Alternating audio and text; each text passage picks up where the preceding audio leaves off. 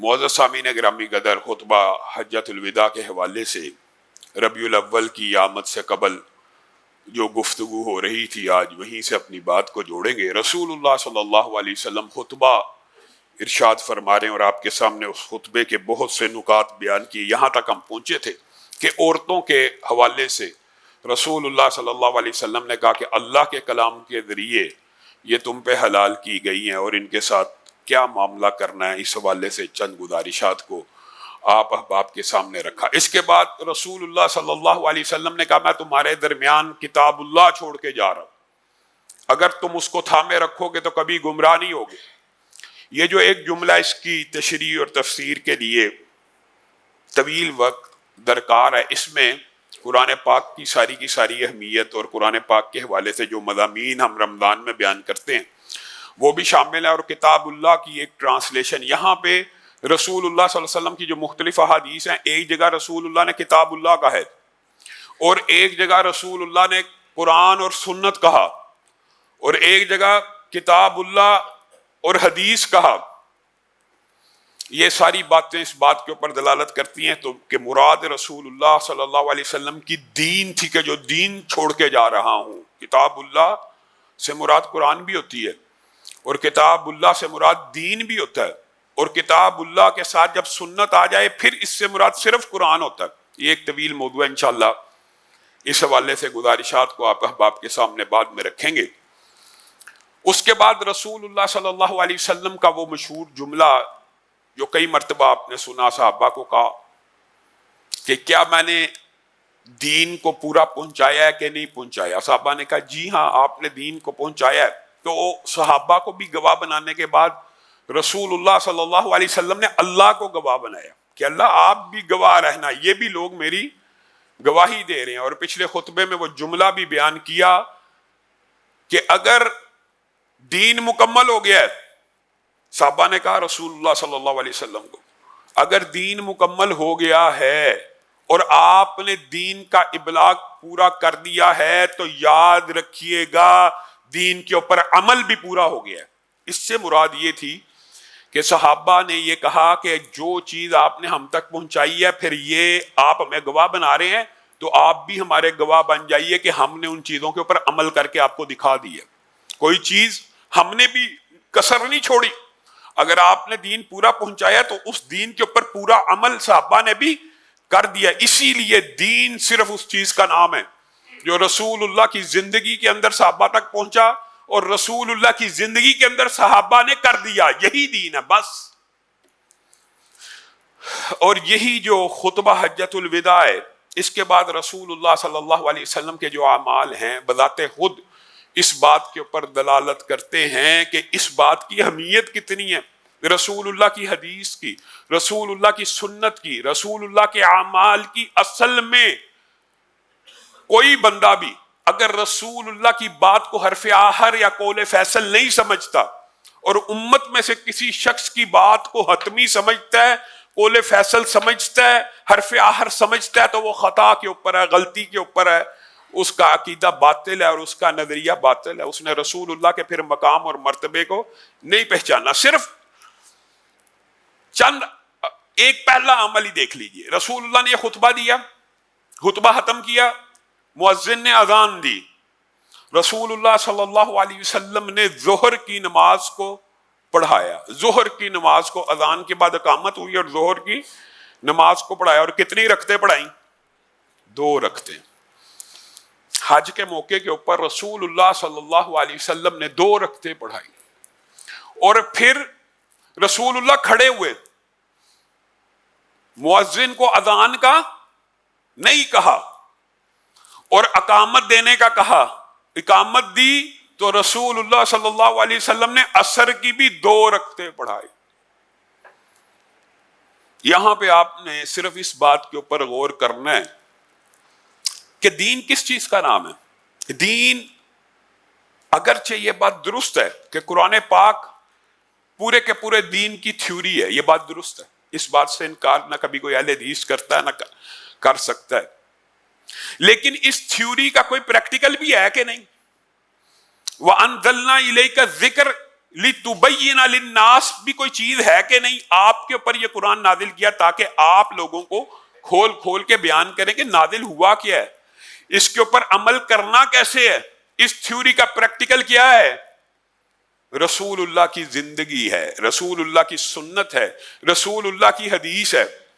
اگر کوئی شخص یہ سوچتا ہے کہ میں تھیوری پڑھ کے کامیاب ہو جاؤں گا اور پریکٹیکل کروں گا ہی نہیں، اور پریکٹیکل کی کوئی اہمیت نہیں، قرآن ہی کافی ہے، تھیوری کافی ہے، صرف قرآن قرآن قرآن، یہ باتیں بھی آپ کو معاشرے میں بڑی عام آج کل ملتی ہیں۔ صرف تھیوری کے ساتھ پریکٹیکل کے بغیر بات آئی ہے تو یہ بھی سمجھ لیجئے، یہ بھی ایک موضوع ایسے طویل ہے، بات کہیں سے کہیں نکل جاتی ہے، لیکن بات آئی ہے تو سمجھنے کی ضرورت ہے۔ آج کل غامدی صاحب نے فتنے کو اس حد تک آگے بڑھا دیا ہے، وہ کہتے ہیں کہ غار حرا کا جو قصہ ہے وہ سارے کا سارا افسانہ ہے۔ غار حرا کا قصہ بھی افسانہ ہے، کیونکہ وہ حدیث ہے اور جو قرآن ہے وہ اصل قرآن ہے۔ غار حرا بھی ایک قصہ ہی ہے۔ غامدی صاحب آپ قرآن کہاں سے سمجھیں گے؟ یا انکار حدیث کرنے والے وہ کہتے ہیں ہم ڈکشنری سے سمجھیں گے، لغت سے سمجھیں گے، لغت سے اور ڈکشنری سے۔ سینکڑوں مثالیں ہیں کہ صرف لغت اور ڈکشنری سے سمجھنے کی کوشش انسان کرے تو نہیں کر سکتا۔ خود صحابہ نے بھی اگر قرآن پاک کو براہ راست سمجھنے کی کوشش کی بغیر حدیث نبوی کے، بغیر رسول اللہ کے پاس آئے، انشاءاللہ اس حوالے سے بھی کسی جمعے میں مکمل صحابہ نے جو قرآن پاک کی آیتوں کو سمجھا صرف لغت سے، فہم سے، اور رسول اللہ کے سامنے پیش کیا، تو رسول اللہ نے ان کو ہمیشہ کہا کہ آپ نے غلط سمجھا ہے، اس کا مطلب یہ نہیں ہے، اس کا مطلب یہ نہیں ہے، اس کا مطلب۔ صحابہ سے زیادہ بہتر لغت ہے غامدی صاحب آپ کی۔ صحابہ بھی قرآن پاک کو براہ راست سمجھنے کی کوشش کریں تو غلطی کھا سکتے ہیں، ٹھوکر لگ سکتی ہے اگر صرف لغت اور ڈکشنری سے سمجھنا چاہیں۔ اس کی متعدد مثالیں ہیں، لیکن آج یہ موضوع نہیں۔ لیکن غامدی صاحب سے میں پوچھتا ہوں، چلیں آپ جو کہتے ہیں میں صرف ڈکشنری سے سمجھتا ہوں، تو قرآن کا ایک طالب علم آپ سے قرآن پڑھنے کے لیے آتا ہے، اور یہ بھی ایک طویل موضوع ہے، لیکن صرف چند آیات تو آپ کو یاد ہونی چاہیے نا۔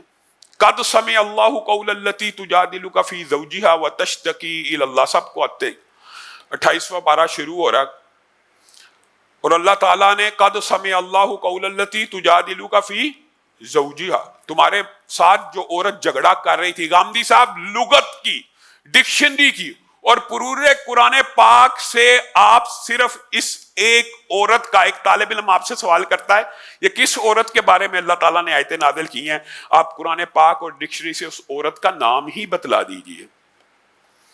اگر آپ حدیث کو، غار حرا کو ایک افسانہ قرار دیتے ہیں، وحی کا جو ایک پورا کا پورا حصہ ہے اس کے اوپر آپ ایمان لے کے نہیں آتے، تو قیامت آ سکتی ہے، آپ کو نہیں پتا چل سکتا یہ واقعہ ہے کیا۔ حضرت خولہ کس وجہ سے رسول اللہ کے پاس آئی تھی، اور رسول اللہ نے کیا کہا تھا، میرے بس کی بات نہیں ہے، اور ماں نے کیا کہا کہ وہ جو عورت رسول اللہ سے جھگڑا کرتی تھی اس کی آواز صحیح طرح میرے کان میں نہیں تھی آتی، اور اللہ کی سماعت کے اوپر قربان جائیں، اللہ نے کہا قد سمع اللہ، اللہ تعالیٰ نے سن لیا اس عورت کو جو آپ سے جھگڑا کرتی تھی اپنے خامند کے بارے میں، اور اللہ تعالیٰ نے اس کو اجازت دے دی۔ رسول اللہ صلی اللہ علیہ وسلم نے نہیں دی، کیونکہ اس وقت تک یہ حکم نازل نہیں تھا ہوا۔ غامدی صاحب اس عورت کا نام بھی آپ نہیں بتا سکتے، کجا یہ کہ آپ واقعہ بیان کریں۔ وَعَلَى الثَّلَاثَةِ الَّذِينَ خُلِّفُوا، وہ تین کون ہیں، ان کا نام کیا ہے، قرآن پاک میں ہے۔ قرآن پاک کی ایک چھوٹی سی سورت ہے، تبت یدا ابی لہب وتب، کریے ترجمہ ڈکشنری سے، اور بڑی دور کی کوڑی کئی منکرین حدیث لائے اور ان کو شرم بھی نہ آئی، ترجمہ کرتے ہوئے کہتے ہیں آگ کے باپ کے دو ہاتھ ٹوٹے ہیں۔ ترجمہ کر رہے ہیں تبت یدا ابی لہب و تب کا ترجمہ کر رہے ہیں آگ کے باپ کے دو ہاتھ ٹوٹے، یہ ترجمہ ہے، یہ حقیقت ہے ان کی منکرین حدیث کی۔ اگر یہ ڈکشنری سے قرآن پاک کو سمجھنے کی کوشش کریں گے ابو لہب نہیں مل سکتا، ابو لہب کا پتہ نہیں چل سکتا، اور اس کی بے شمار آیات ہے۔ فبدل الذین ظلموا قولا غیر الذی قیل لهم، ترجمہ کر کے دکھائے کوئی منکر حدیث اس آیت کا. انہوں نے کیا, یہ کلمہ تو آپ کو قرآن پاک میں مل جائے گا کہ ان کو اللہ تعالیٰ نے کون سا کلمہ پڑھنے کا حکم دیا تھا. وَقُولُوا حِطَّةٌ, یہ اللہ تعالیٰ نے حکم دیا کہ استغفار کرتے ہوئے داخل ہو جاؤ اور حطہ کہو کہ اللہ میرے گناہ معاف کرے, تو اللہ تعالیٰ معاف کر دے گا. لیکن یہ جو قرآن پاک میں آیت نازل ہوئی کہ جنہوں نے تبدیل کیا جو کلمہ, انہوں نے حطہ سے جو تبدیل کیا, وہ کلمہ کہاں ہے پورے قرآن پاک میں سے؟ گامدی صاحب دکھا دیں.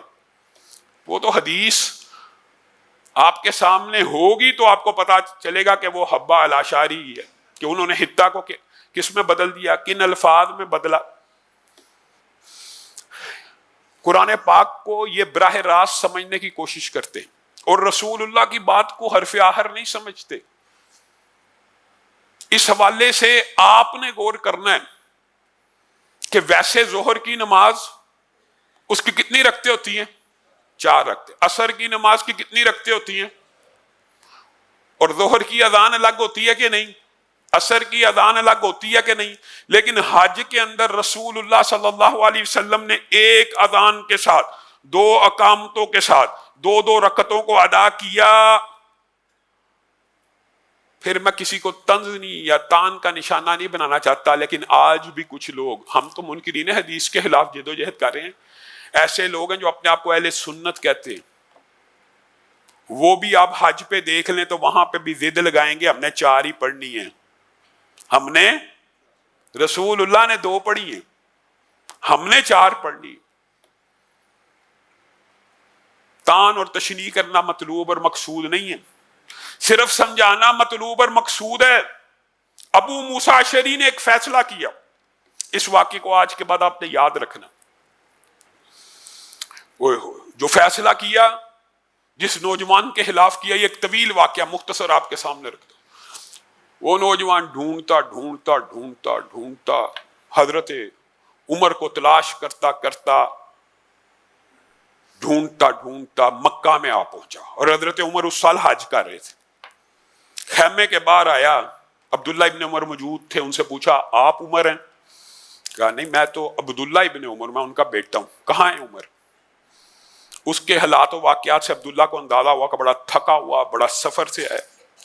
حضرت عمر حاضر ہوئے تو وہ نوجوان لڑکا حضرت عمر کو دیکھ کے پوچھتا آپ عمر ہیں؟ زاروں کی طرح رونا شروع کر دیتا ہے, دھاڑے مار مار کے, چیخو پکار کے انداز میں, اتنا روتا ہے. حضرت عمر اس کو چپ کراتے ہیں, اس کو صبر میں لاتے ہیں, اور حضرت عمر پریشان ہو جاتے ہیں کہ معاملہ کیا ہے, بتائیے بیٹا آپ کا معاملہ کیا ہے.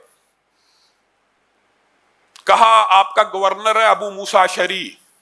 جی ہاں, اس نے میرے خلاف ایک فیصلہ کیا. کیا فیصلہ کیا؟ میں نے ایک رات شراب پی لی. شراب پینے کے بعد اطلاع محلے میں پھیل گئی, گل گپاڑا کیا, مجھے پکڑ کے لایا گیا. ابو موسیٰ اشعری کے سامنے, یمن کے اندر آپ کو پتہ بھیجا گیا تھا, بصرہ کے والی,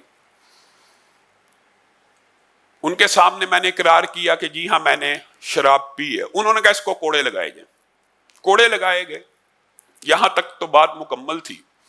پھر انہوں نے کہا اس کا منہ کالا کیا جائے اور اس کو گھوڑے کے اوپر بٹھا کے پورے شہر کے چکر لگائے جائیں. بصرہ کے ہر گھر کے اندر میری شکل دکھائی گئی, مجھے چہرے کو کالا کیا گیا, پورے معاشرے میں میرے اس گناہ کی تشہیر کی گئی. اور اس کے بعد میں مسجد میں آیا تو انہوں نے نماز پڑھانے کے بعد میرا ہاتھ پکڑا اور لوگوں کے سامنے خطاب کرتے ہوئے کہا آج کے بعد اس نوجوان سے کوئی کلام نہیں کرے گا, کوئی اس کے ساتھ کھانا نہیں کھائے گا, کوئی اس کے ساتھ روٹی نہیں کھائے گا. میرے ذہن میں عمر خیال پیدا ہوا کہ میں ابو موسیٰ اشعری کو قتل کر دوں, لیکن میں نے اپنے جذبات پہ کنٹرول کیا کہ ایک پہلے گناہ کر چکا ہوں اور اب ایک صحابی رسول کو قتل کروں گا تو ہمیشہ کے لیے جہنم میں چلا جاؤں گا. میں نے اپنے آپ کے اوپر کنٹرول کیا. پھر میرے ذہن میں خیال آیا کہ اب معاشرے میں میری کوئی عزت تو باقی نہیں رہی, 7 بستی عیسائیوں کی ہے, باقی زندگی ان کے ساتھ بسر کروں گا. مسلمانوں نے تو اب کلام نہیں کرنا, ہاتھ نہیں ملانا, حاکم کا آرڈر ہے, حاکم کا آرڈر ہوتا ہے. پھر میں نے اپنے آپ کو ملامت کی کہ قصور تو سزا دینے والے کا ہے, جو اتنی سنگین سزا دے رہا ہے، میں اس قصور کی پاداش میں اپنی آخرت کیوں برباد کروں کہ عیسائیوں میں ساری زندگی گزاروں؟ تیسرا خیال میرے ذہن میں یہ پیدا ہوا کہ ایک ہی حل ہے کہ جو امیر المومنین ہے اس کے دربار میں آیا جائے اور ابو موسیٰ کی اس سزا کے بارے میں پوچھا جائے. اگر تو انہوں نے درست دی ہے تو مجھے بھی صبر آ جائے، اور اگر انہوں نے غلط دی ہے تو میں عمر کو اس کی شکایت لگاؤں. اوہو، جو روایت کے الفاظ ہیں آپ سن کے حیران رہ جائیں گے کہ وہ بچہ جس طرح زارو کتار رو رہا تھا کچھ دیر پہلے، عمر دھاڑے مار مار کے اس سے زیادہ رونا شروع ہو گئے. میں نے اور آپ نے حدیث کو کچھ بھی نہیں سمجھا، یہ رونے کا مقام ہے. حضرت عمر نے ایک رکا لکھا ابو موسیٰ اشعری کو، اور آپ شاید یہ سمجھیں ابو موسیٰ اشعری بڑے کوئی نارمل سے صحابی ہیں، نہیں. قول فیصل حرف آخر رسول اللہ کی ذات ہے. اگرچہ ابو موسیٰ اشعری کے بارے میں رسول اللہ نے کہا جب میں مدینہ سے نکل جاؤں، جہاد پہ ہوں یا مدینہ کو چھوڑ دوں، تو مدینہ کے اندر ایک ہی شخص ہے جس کو فتویٰ دینے کی اجازت ہے، وہ ابو موسیٰ اشعری ہے. ایک ہی شخص ہے جس کو فتویٰ دینے کی اجازت ہے، جس کو فیصلہ کرنے کا اختیار ہے. جب یمن بھیجنے کی باری آئی تو رسول اللہ نے کہا مدینہ خالی ہو جائے گا فقاہت سے، علم سے، لیکن ضروری تھا، ان کو بھیج دیا. حضرت عمر کا چال چلن یہ تھا کہ آپ بالعموم 2 سال سے زیادہ کسی گورنر کو متعین نہیں تھے فرماتے. یہ آپ کا اصول تھا. کس بنیاد کے اوپر؟ کہ اس کی علاقے والوں کے ساتھ دوستی ہو جائے گی 2 سال کے بعد تو جان پہچان ہو جائے گی، تو ایک دوسرے کے ساتھ تعلق بن جائے گا، تو اس تعلق کی وجہ سے فیصلوں میں نرمی آ جائے گی. لیکن ابو موسیٰ اشعری کے بارے میں جب بھی یہ بات آتی کہ 2 سال مکمل ہو گئے، اگلا ٹینیور پورا ہو گیا، پھر 2 سال، وہ کہتے ہیں ابو موسیٰ اشعری میں نرمی نہیں آئے گی.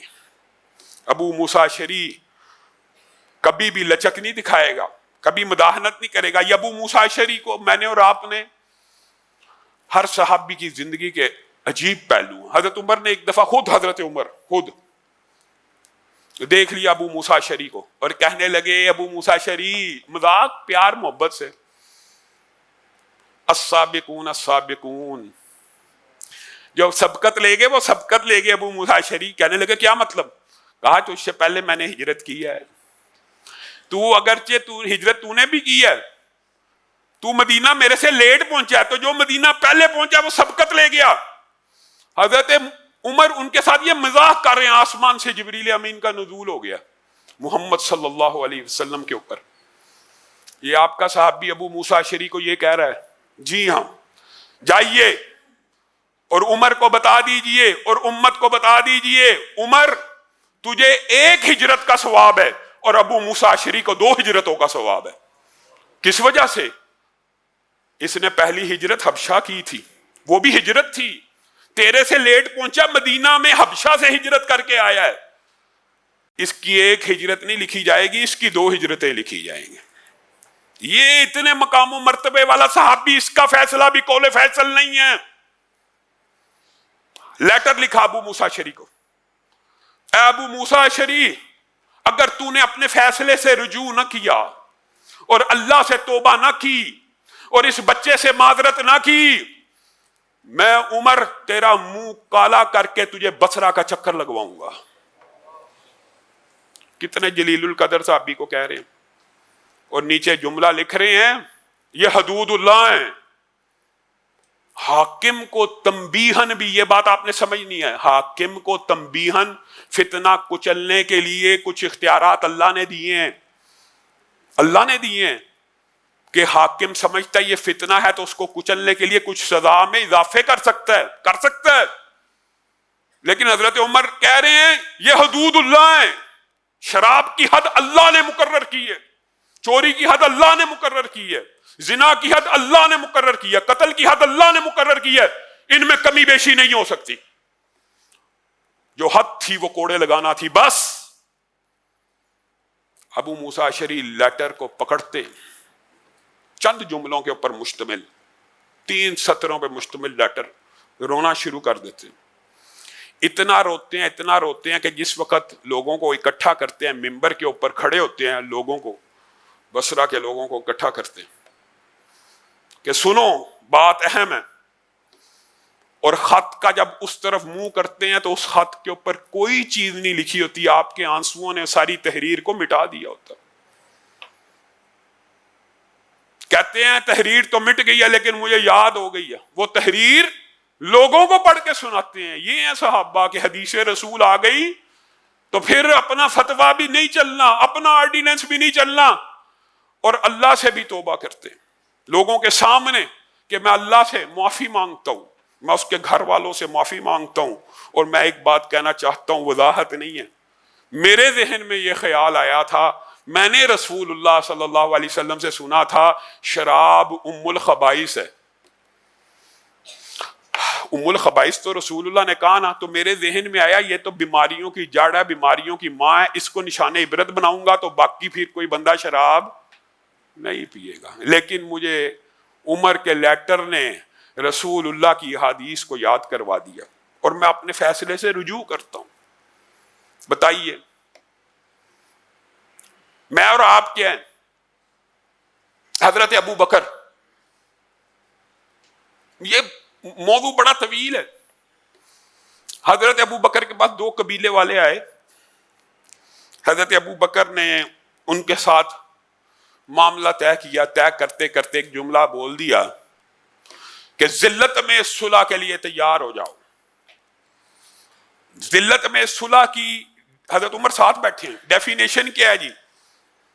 یہ ڈیفینیشن ہے، تمہارے جو مقتول آج تک ہمارے ساتھ جنگوں میں مرے ہیں ان کی کوئی دیت، لیکن ہمارے جتنے بھی شہداء تمہارے ساتھ جہاد کرتے ہوئے شہید ہوئے ہیں تم نے سب کی دیت بھی دینی ہے، اور جو سامان تمہارا آج تک ہمارے پاس تھا واپس نہیں جائے گا، تم ہمارا سامان بھی لوٹاؤ گے۔ حضرت عمر کھڑے ہوئے اور بات آئی ہے ضمنی طور پہ تو سن لیجئے۔ حضرت عمر ایک دن اپنے خیمے میں آرام فرما رہے تھے، کچھ لوگ آئے تھے آپ کے پاس، ان کا مسئلہ حل کرتے ہوئے دوسرے ملک سے، نیند آ گئی، ان کو کہا میں کچھ دیر سونا چاہتا ہوں، وہ خیمے میں ہی بیٹھے ہیں۔ تو جب سو دیے تو جس وقت اٹھے ان کے کان میں ایک جملہ ٹکر آیا کہ ایک نوجوان جو قافلہ آیا، وفد آیا، ان میں سے یہ بات کہہ رہا ہے کہ زمین کی پشت کے اوپر میں نے عمر سے زیادہ نیک، متقی اور صالح آدمی نہیں دیکھا۔ حضرت عمر جب اٹھتے ہیں پہلا جملہ ان کے کان سے یہ ٹکراتا ہے، سبحان اللہ۔ حضرت عمر ایک دم سیدھے ہو کے بیٹھتے ہیں، کہتے ہیں حل رأیت ابا بکر، کیا تو نے اپنی زندگی میں ابو بکر کو دیکھا ہے؟ وہ نوجوان کہتا واللہ میں نے ابو بکر کی زیارت نہیں کی، مجھے یہ زندگی میں موقع نہیں مل سکا۔ تو حضرت عمر نے کہا اللہ کی قسم اگر تو نے ابو بکر کو دیکھا ہوتا اور اس کی زیارت کی ہوتی اور اس کے بعد یہ جملہ کہا ہوتا تو میں تجھے جھوٹ کے اوپر درے لگاتا۔ یہ احترام ہے ابو بکر کا عمر کی نظر میں تجھے درے لگاتا۔ اس ابو بکر کو کہہ رہے ہیں آپ نے یہ جو ذلت میں صلح کی بات کی ہے، اس سے مراد آپ کی یہ ہے کہ جو ہمارے شہداء ہیں ان کی یہ دیت ادا کریں گے؟ کہا جی ہاں۔ کہا باقی شرائط کے اوپر میں اعتراض نہیں کرتا، لیکن آپ مجھے رسول اللہ کی زندگی میں سے کوئی ایک واقعہ ایسا ثابت کر دیجئے کہ میدان جنگ میں شہید ہوئے۔ ایک ہوتا ہے بلوا کرنا، ایک ہوتا ہے راہ جاتے مسلمان کو شہید کر دینا، اس کی دیت کے واقعات تو رسول اللہ کی زندگی میں ملتے ہیں، لیکن حالت جنگ میں جو شہید ہوا اس کی دیت بتائیے رسول اللہ کی زندگی میں کہاں ادا ہوئی ہے؟ بتائیے کس کو کہہ رہے ہیں؟ ابو بکر کو۔ اور حضرت ابو بکر کیا ضد پہ اڑ گئے؟ کہا عمر آپ نے مجھے رسول اللہ صلی اللہ علیہ وسلم کے فرامین یاد کروا دیے ہیں، ذلت میں صلح سے اس شرط کو نکال دیا جاتا ہے 1 منٹ کے اندر۔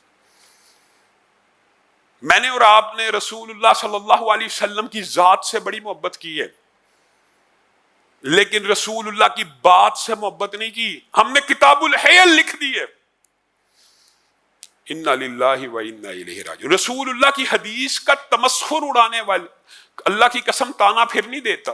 ہو سکتا کسی بندے کو یہ بات بری لگے، تانوں کی بات نہیں ہے۔ آپ بتائیے آپ نے اس کتاب میں لکھا، رسول اللہ کی حدیث ہے، اگر کوئی شخص روزے سے ہو اور بیوی کے ساتھ جماع کر لے تو یا 60 مسکینوں کو کھانا کھلائے گا یا 2 مہینے کے روزے رکھے گا۔ آپ نے کہا اگر کسی کو جماع کرنے کی حاجت ہو جائے تو بیوی کے ساتھ جماع کرنے کی بجائے، جماع سے روزہ توڑنے کی بجائے پہلے روٹی کے چند ٹکڑے کھا لے، روزہ روٹی سے ٹوٹا، اب جماع کر لے۔ انا للہ و انا الیہ۔ پھر آپ کہتے ہیں کہ اہل حدیث دیکھیں جی، یہ رسول اللہ کی حدیث کے ساتھ مذاق نہیں ہے کہ رسول اللہ آپ کو ڈرا رہے ہیں کہ جماع مت کرو، اگر کر لیا کسی نے شدت جذبات میں آگے 2 مہینے پے در پہ روزے رکھے، اور آپ اس کا ہیلا بیان کر رہے ہیں کہ پہلے روٹی کھا لینا، تو روزہ تو روٹی سے ٹوٹا، اب 2 مہینے کے روزے نہیں رکھنے پڑیں گے، اب صرف ایک ہی روزہ رکھنا پڑے گا۔ یہ رسول اللہ کی حدیث کا یہ مقام ہے؟ اسی کتاب میں آپ نے لکھا کہ بیوی خامند سے طلاق مانگے خامند نہ دے، اور حق مہر بھی زیادہ لکھا ہو تو اس کا ہیلا بھی ہے۔ ہیلے رسول اللہ کی حدیثوں کے سامنے کیا ہیلا ہے؟ اس کو چاہیے کہ وہ اسلام چھوڑنے کا اعلان کر دے، انا للہ و انا الیہ۔ جیسے ہی وہ اسلام چھوڑے گی، ہندو مذہب یا عیسائیت یا کوئی بھی مذہب اختیار کرے گی، تو نکاح تو آٹومیٹک فسخ ہو گیا۔ یہ تو یعنی ہیلا بھی دیکھے کہاں سے نکالتے کہ وہ اوپر سے چاہے کافر ہونے کا اعلان کرے، اب وہ خامند نہ حق مہر واپس مانگ سکتا ہے، نہ ہی اب تجھے اس کے ترلے کرنے کی ضرورت ہے طلاق کی، نہ تجھے خلا کے مقدمے، تو آزاد ہوگی۔ بندہ ان سے پوچھے یہ کون سا ہیلا ہے؟ تم اس کا مال بچانے کے لیے اس کو یہ بات بتا رہے اور اس کی جان داؤ پہ لگا دی ہے۔ جو اسلام چھوڑے اس کی اسلام میں کیا سزا ہے؟ اتنی سی عقل ہے۔ اور اللہ کی قسم تانا دینا مقصود نہیں، آپ ہی نے اسی کتاب میں لکھا۔ آپ کتاب اگر وہ ابو بکر صاحب کی پڑھیں نا، کتاب الحیل، آپ حیران رہ جائیں گے کہ حدیث رسول کے ساتھ کیا کیا مذاق نہیں اڑایا گیا۔ جس بندے نے زکوٰۃ بچانی ہے، بھائی زکوٰۃ اللہ نے فرض کیا، بچانی کیوں ہے؟ نہیں بچانی ہے۔ اس کا طریقہ کار یہ ہے کہ جب کسی مال کو 1 سال مکمل ہونے والا ہو، اپنی بیوی کو گفٹ کر دے۔ سال مکمل ہونے سے پہلے 11 مہینے پاس رکھے، 12ویں مہینے بیوی کو گفٹ کر دے۔ اب یہ مال بیوی کا ہو گیا، 1 سال آپ کے مال پہ گزرا نہیں، آپ کو بھی زکوٰۃ نہیں، اور بیوی کے پاس تو بھی آیا اس کو بھی زکوٰۃ نہیں۔ اور جب 11 مہینے بیوی کے پاس اس مال کے پورے ہو جائیں تو بیوی خامند کو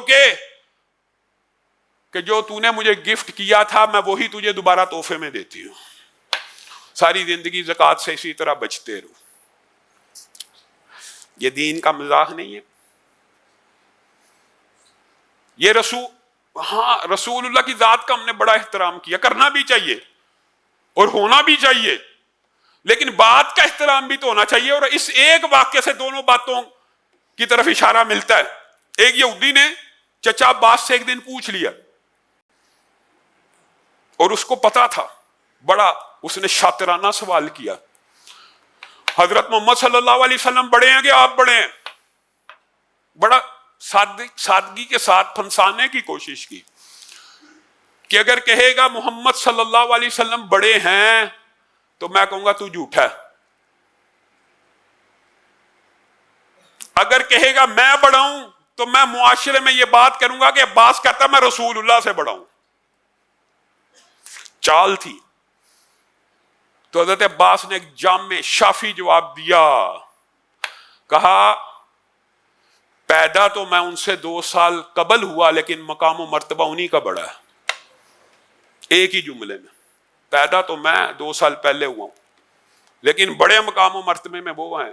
رسول اللہ صلی اللہ علیہ وسلم کا مقام و مرتبہ اگر بڑا ہے تو صرف ذات کا بڑا نہیں ہے، بات کا بھی بڑا ہے۔ اور یہ خطبہ حجۃ الوداع کا خلاصہ ہے۔ آگے بھی ہم بیان کریں گے کہ مزدلفہ پہنچ کے بھی رسول اللہ صلی اللہ علیہ وسلم نے مغرب عشاء جمع کی ہے۔ مغرب کا ٹائم ہو چکا ہے، عرفات کے اندر ہو چکا ہے، رسول اللہ نے ادا نہیں کی۔ دنیا کے سارے مسلمان مل جائیں، مغرب عرفات کے دن ہو جائے، عرفات میں کھڑے ہو کے مغرب کو ادا کریں، اللہ کی قسم نماز قبول نہیں ہے، کیونکہ رسول اللہ نے اس دن ادا نہیں کی اور اس جگہ پہ ادا نہیں کی۔ آپ دلائل لے کے آئیں جی سورج غروب ہو گیا تو اب نماز ہوگی، اب مغرب ہوگی۔